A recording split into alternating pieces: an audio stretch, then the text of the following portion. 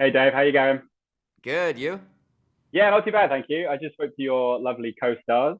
They were all very, very, very, very nice. And I posed them this question, which I Mm, didn't think I'd be posing before I watched this film, which I really enjoyed, by the way. thanks, man. Haley Joel Osment, comedic genius. I'm just going to put that out there.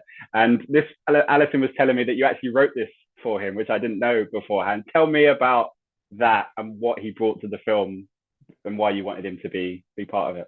Yeah, so Allison had worked with him a long time ago, and they just got along extremely well. And while we were writing this movie, she's like, "I think Haley would do a good job." And what I had remembered Haley from recently was What We Do in the Shadows. He was just in one episode, but he was so funny. And what we wanted for this part is, on the page, this part is like the most comedic role. But we didn't want anyone to kind of lean too hard into the jokes. We wanted someone who was like actually a great actor who could just inhabit this really silly character and just make it feel really real and grounded because the things he's saying are so ridiculous and you just want someone who can say them like very earnestly. Yeah, and he's responsible, I guess, for the Brendan Fraser renaissance because you filmed this a year and a half ago, and now Brendan Fraser is back in a big way. We lucked out that we threw in a little Brendan Fraser and now it's more relevant than ever.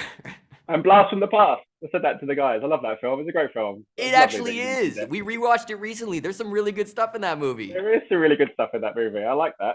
For you now, obviously now as a filmmaker as well, when you were growing up, what were the films that kind of itched themselves into your brain that maybe kind of started the germ in your brain that maybe this was something that you wanted to do if you ever got the chance? Yeah, so my first job was actually at a mom and pop video store, and I was 14 at the time, and so it was actually illegal for me to be working there at that age, and so they basically paid me by allowing me to take home as many movies as I wanted.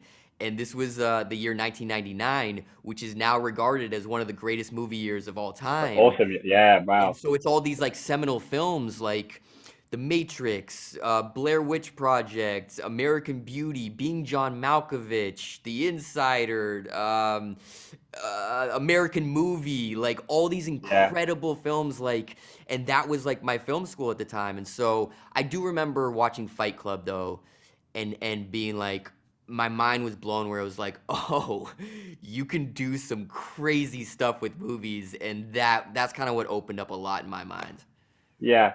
And obviously, you've worked with some amazing filmmakers over your time. As an actor, what was the best piece of direction that you've got that you've kind of used to transition into being a director yourself? Has there been one that's kind of been like, yeah, that's a really good piece of advice. I'm gonna take that forward. I took a lot from Seth Rogen and his team where they want to hear from everyone on set. The rule is best idea wins no matter who it's coming from. And so it creates this really collaborative environment where everyone feels important and they feel heard. And it's just like it creates this really nice energy. And so I tried to adopt kind of that approach going into the movies that I've directed.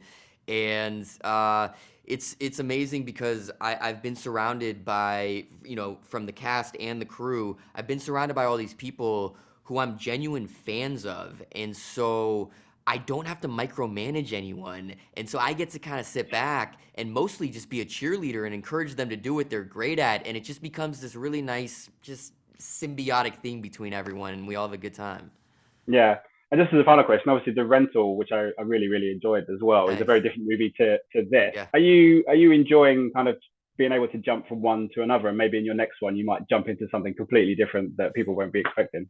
What's crazy is like it wasn't like a conscious decision that I was like I'm gonna do something completely different this time. Just horror and romantic comedy are two genres that I genuinely love, and I just wanted to kind of like put my own versions of them out there. But yeah, going forward, to be honest, I do have a little bit of an itch to go back to horror. I just love horror so much, and I feel like there's been a lot of really good ones recently that have been Mm. inspiring me. And Allison and I, we just went through a phase where we rewatched a bunch of David Cronenberg films. And I'm kind of like wanting to do some stuff with some practical effects and do some gross stuff. Yeah, I love The Fly is one of my favorite films of all time. The So as best. long as you don't touch that or anything, you go nuts. Yes, the best. Dave, thank you so much for your time. Pleasure. I hope the film goes really well for you. I really enjoyed it. Thanks a lot, man. Appreciate that. Ladies and gentlemen, you're watching Hey You Guys! Hey You Guys, huh? Hey You Guys. Is that from the Goonies? It is indeed, yes. Nice. Hey